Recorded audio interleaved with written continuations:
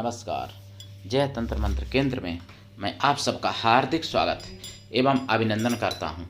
मेरे प्रिय भाई बहनों, आज मैं आपको बताने जा रहा हूं 2026 होली महापर्व और ग्रहण भी, चंद्र ग्रहण जो भारत में दृश्य होगा, उसके बारे में भाग 1 में आपको बताने जा रहा हूं। मेरे प्रिय भाई बहनों, इसके लिए आपको हमारा वीडियो अंत तक देखना पड़ेगा। यदि आपने हमारा चैनल अभी तक सब्सक्राइब नहीं किया है तो लाल वाली बटन दबाओ और घंटी बजा दो। कोई शुल्क एवं चार्ज नहीं घटेगा। आप हमारे वीडियो को फेसबुक पर, व्हाट्सएप पर, ट्विटर अकाउंट के माध्यम से और इंस्टाग्राम पर अधिक से अधिक शेयर करें। लाइक और कमेंट करना भी आपका धर्म है। दुनिया में जिसका कोई नहीं, मैं उसका हूँ। यदि आपको अपनों ने धोखा दिया है अथवा आपको परायों ने धोखा दिया है तो आप एक बार मुझे अवश्य आजमाएं। हमारा मोबाइल नंबर है 9305 63 71 73। हमसे बात करने का टाइम भारतीय टाइम के अनुसार दिन में दोपहर 12 बजे से 2 बजे के बीच का है। यदि आप सच्चा पवित्र निस्वार्थ दिव्य प्रेम पाना चाहते हैं अथवा सच्चा पवित्र निस्वार्थ दिव्य प्रेम देना चाहते हैं तो आपका स्थान मेरे लिए मेरे प्राणों से भी करोड़ों गुना ऊपर है। मैं राष्ट्रीय अध्यक्ष कृष्णा दल एवं महामंडलेश्वर आप सबसे निवेदन करता हूँ, यदि आप मानवतावादी हैं अथवा आप सनातनी हैं तो मुझसे ज़रूर जुड़ें। यदि आप में योग्यता हुई तो मैं आपको पदाधिकारी भी बनाऊंगा अपने संगठन कृष्णा दल में। ये कृष्णा दल हमारा आपका सबका एक परिवार है। आप देश विदेश में, विश्व के किसी भी कोने में रहते हैं, किसी भी जाति धर्म से कोई दिक्कत नहीं, आप हमारे दिए हुए ज्ञान से भरपूर लाभ उठा सकते हैं। मेरे प्रिय भाई बहनों, मैं 2026 होली महापर्व चंद्र ग्रहण के बारे में बताऊं उससे पहले मैं कुछ आपको जरूरी बातें बताना चाहता हूं। जैसा कि मैंने 17 फरवरी 2026 में सुदर्शन चैनल पर सुना है। देखिए, हिंदू एकजुट, हम कहते ना कि एकजुट रहो आप लोग। अगर एकजुट हिंदू होंगे तो मैं कहता हूं, मैं कई बार बोला है कि कांग्रेस भी हिंदुओं का ही मतलब हित भला देखते हुए काम करेगी। लेकिन अगर एकजुट हिंदू नहीं है तो जहां बीजेपी है ना, डबल इंजन की सरकार, वो भी हिंदुओं के विपक्ष में, हिंदुओं के विरोध में काम करती है। मैं आपको खुलासा करने जा रहा हूं डबल इंजन की सरकार का। दिल्ली में, मैंने सुदर्शन चैनल पर सुना है, दिल्ली में होली 3 मार्च की और होली के दिन पेपर CBSE बोर्ड में रखा गया, ऐसा बताते हैं।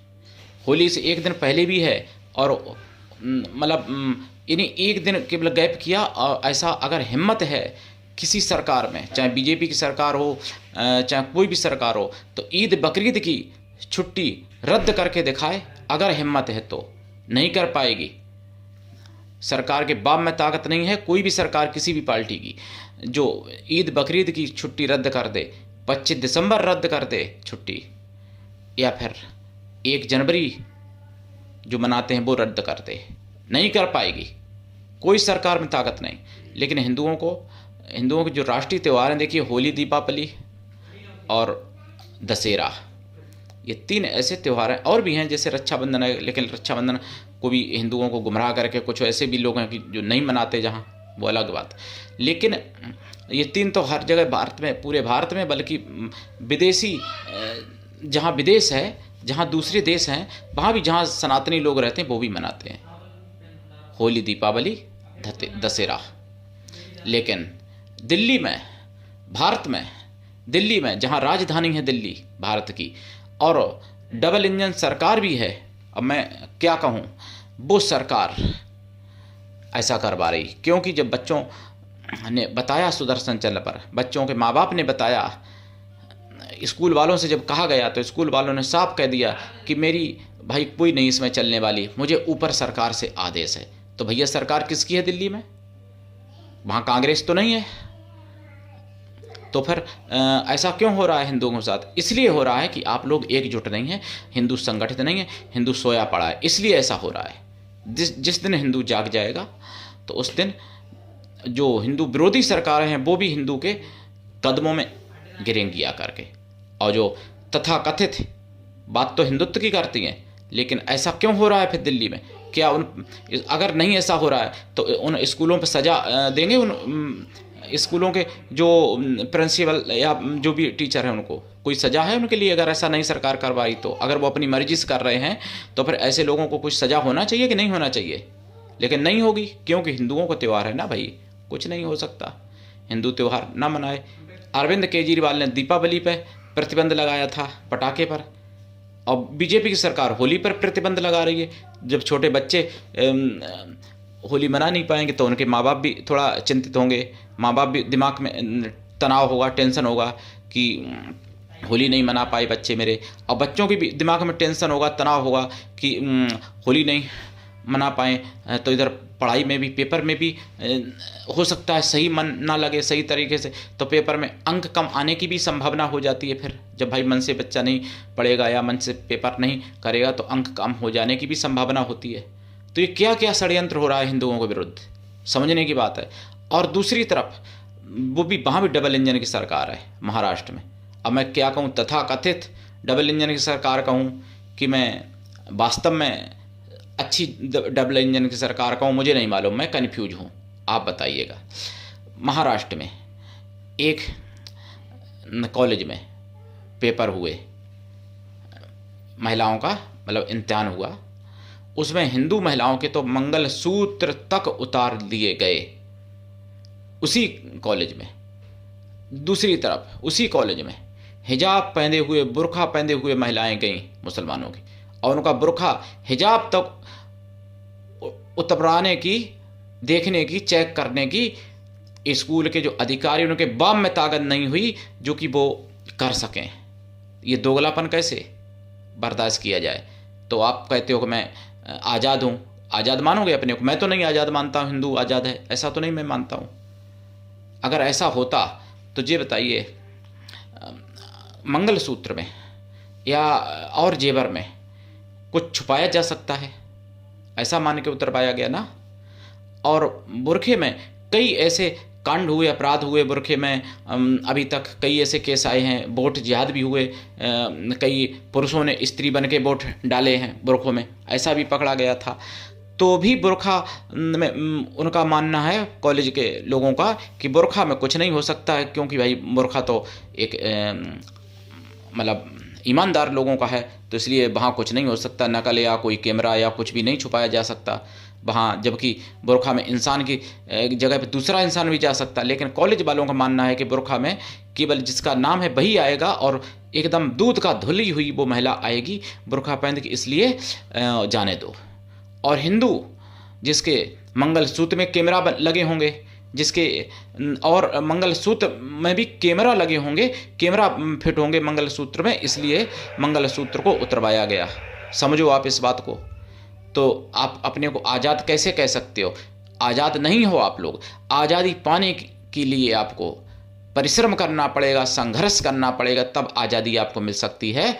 नहीं तो ये सनातन द्रोही आपके ऊपर यानी अघोषित रूप से गुलामी थोपे रहेंगे, और थोपे हैं अभी भी। सरकार चाहे डबल इंजन की आप बना लो बिठाल दो, चाहे आप ट्रिपल इंजन की बना दो बिठाल दो, लेकिन जब तक आप संगठित नहीं होगे, आप एकजुट नहीं होगे, तब तक सरकारें आपका विरोध ही करेंगी, आपकी कोई चिंता नहीं करेंगी कोई भी सरकार। और जब आप एकजुट हो जाओगे, जब आप संगठित हो जाओगे, तो फिर सरकार चाहे फिर यानी कांग्रेस की भी हो, तब भी आपका ही उनको ध्यान रखना पड़ेगा। ये बात सत्य है। तो इसलिए मैं एकजुट होने की कहता हूँ। दूसरी बात, लव जिहाद भी इतने हो रहे हैं, आपने शायद सुना होगा कि अभी और इतने घटनाएं भी हो रही, जैसे कि देवबास में मध्य प्रदेश के, वहाँ भी डबल इंजन की सरकार है। वहाँ देवबास में कांवड़ यात्रा शिवरात्रि पर, वहाँ पर पथराव किया था हिंदुओं को ऊपर मुसलमानों ने। गांव में किया, ऐसा नहीं कि बड़े शहरों में, गांव में हुआ ये। तो गांव भी जिहादी बन गए, जबकि पहले गांव के लोग मुसलमान बताते हैं कि हिंदुओं से मिलके रहते थे, लेकिन आज गांव के भी, क्योंकि जहां इनकी संख्या बढ़ जाती है वहां पर फिर हिंदुओं को केवल मारने के योग्य समझते हैं, केवल हिंदुओं का कत्ल करने के योग्य समझते हैं वो लोग। ऐसा कहीं भी आप हो, चाहे गाँव हो, चाहे शहर हो, चाहे महानगर हो, कोई भी हो जगह। और जैसा कि लव जिहाद भी बहुत हो रहा है, मैंने सुदर्शन चैनल पर सुना है, 17 फरवरी को 2026 में, जिसमें एक नहीं, दो नहीं, कई लव जिहाद की घटनाएं मैंने सुनी हैं खबरों में, जागो के और जनमत के बीच में, सुदर्शन चैनल पर। 17 फरवरी 2026 दिन मंगलवार। मेरे प्रिय भाई बहनों, ये सब क्या है आपको जागना पड़ेगा, समझना पड़ेगा। अब मैं आपको बता दूं, 17 फरवरी मंगलवार पड़ा था 2026 में, और 3 मार्च को भी होली पड़ रही है। तो होली पर जो ग्रहण है वो चंद्र ग्रहण है। हालांकि कुछ लोग 2-3 की होली मान रहे हैं, कहते हैं, कुछ लोग होली जो है 3 और 4 की मानेंगे। ऐसा हो जाता है अक्सर, क्योंकि कहीं कहीं क्या है कि वैसे होली को जो आखत डालते हैं, जिसको आखत बोलते हैं, कहीं कुछ बोलते हैं, कहीं बाली बोलते हैं, बाली डालते हैं जो आग में अनाज की, तो वो मंगल को नहीं डाला जाता है, ऐसा भी बताते हैं। मंगल को आखत नहीं पढ़ते हैं, तो इसलिए मंगल की पूर्णिमा माननी चाहिए और बुधवार के आखत पढ़ेंगे, ऐसा मैं मानता हूँ। यानी और क्षेत्र, बहुत से क्षेत्र ऐसा मानेंगे। तो होली पर जो चंद्र ग्रहण है उस दिन, पहली बात तो देखिए, होली दीपावली वैसे भी बहुत बड़ा पर्व होता है, और अगर होली पर चंद्र ग्रहण या दीपावली पर सूर्य ग्रहण पड़ जाए तो वो और कई हजार गुना ज़्यादा प्रभाव को बढ़ा देता है। इस दिन आप कोई भी साधना करते हो, कोई भी सिद्धि करते हो, तो वो आपके लिए एक मतलब रामबाण की तरह काम करती है। आपके लिए सिद्धि आप अच्छी करेंगे अच्छा फल देगी, बुरी करेंगे बुरा फल देगी। अगर आप कोई घातक सिद्धि करेंगे तो वो घात तो करेगी शत्रुओं का, लेकिन उसका परिणाम भी आपको भोगना पड़ेगा, लेकिन सिद्धि हो जाती है। होली दीपावली पर वैसे भी हो जाती सिद्धि, और अगर उस दिन ग्रहण हो, होली पर चंद्र ग्रहण हो या दीपावली पर सूर्य ग्रहण हो दिन में, यानी अदृश्य हो, नहीं दृश्य होना चाहिए, अदृश्य नहीं हो, तो दृश्य जहाँ है तो वहाँ और ज़्यादा प्रभाव बढ़ा देता है, और दृश्य नहीं है तो भी प्रभाव बढ़ा देता है। ब्रह्मांड में कोई भी घटना होती है वो पूरे संसार में उसका महत्व होता है। तो होली पर जो चंद्र ग्रहण है ये भारत में दृश्य है, अदृश्य नहीं है, पहली बात। दूसरी बात, इस दिन आप दीक्षा नहीं ले सकते क्योंकि मंगलवार है। वैसे ग्रहण में दीक्षा लेने का भी बहुत बड़ा फल है, लेकिन मंगल शनिवार को दीक्षा नहीं लेनी चाहिए। तो आप साधना करें इस दिन, अच्छी करें, जैसी आपकी मर्जी है वो आप जाने अपना। हम तो यही कहेंगे कि अच्छी साधनाएं करें, बुरी साधनाओं को ना करें तो ज़्यादा अच्छा है। तो इस दिन आप कोई भी साधना करेंगे लाखों गुना फल देने वाली होती है। कोई भी दान पुण्य करेंगे वो भी लाखों गुना फल देने वाला होगा इस दिन। इस दिन अगर कोई पाप करेंगे तो वो भी लाखों गुना फल देगा, ये भी ध्यान रखना।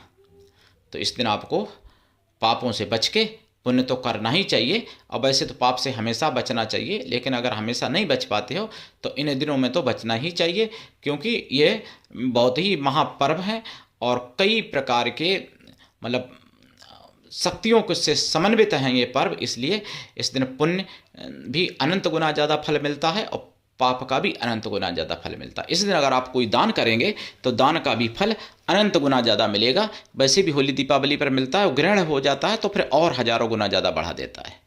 तो इस बार 2026 में ग्रहण है होली पर, होली महापर्व पर।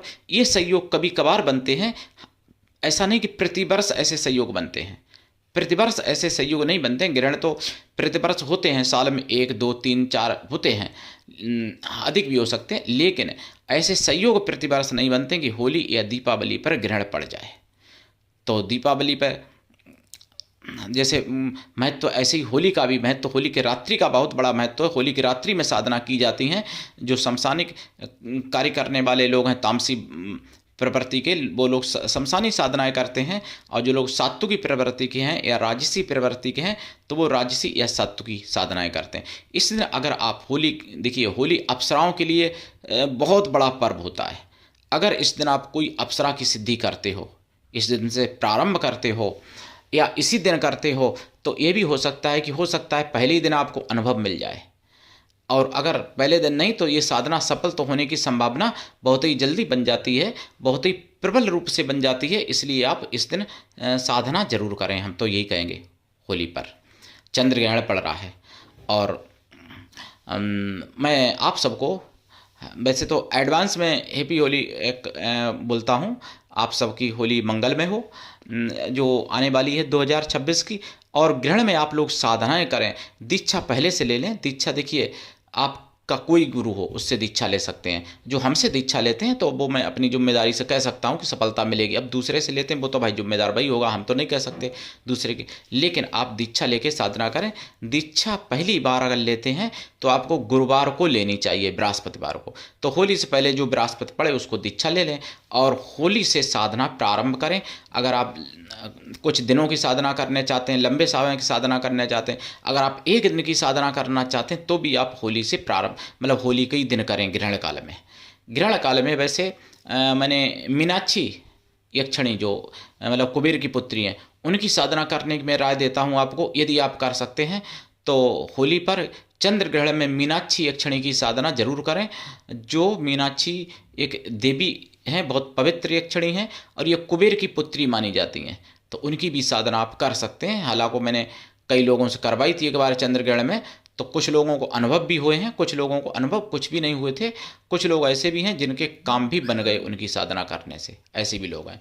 तो सभी के साथ अनुभव एक जैसा नहीं होता है। जैसे बहुत लोग फ़ोन करते हैं, पूछते हैं कि ये साधना करेंगे तो क्या ऐसा होगा, फिर उसके बाद क्या होगा, ये कोई नहीं बता सकता है। सभी साधकों के अनुभव अलग अलग होते हैं और सभी के साथ मतलब सभी का भाग्य अलग अलग तरीके से जुड़ा होता है। देवी देवता भी सबके साथ अलग अलग तरीके से जुड़ते हैं। तो एक जैसा अनुभव नहीं होता है किसी भी साधना में। और किसी भी कितने भी साधक होंगे, जितने साधकों को मैं तो मानता हूँ कि सबके साथ अनुभव अलग अलग होते हैं और सभी साधनाओं में ऐसा नियम लागू है। तो आप साधना करें, लाभ उठाएं। और आप सबका चैनल है इसलिए अपना चैनल समझ के सो आगे बढ़ाएं और जागें, दूसरों को भी जगाएं, तभी बच पाएंगे और तभी दूसरों को भी बचाएं। सनातन धर्म की आवाज़ है इसलिए जन जन तक पहुंचाइए और दीक्षा लेके साधना करिए। आज के लिए इतना ही, धन्यवाद। जय श्री राम, जय होलिका माता की, हर हर महादेव, वंदे मातरम, जय सनातन, जय हिंदू राष्ट्र।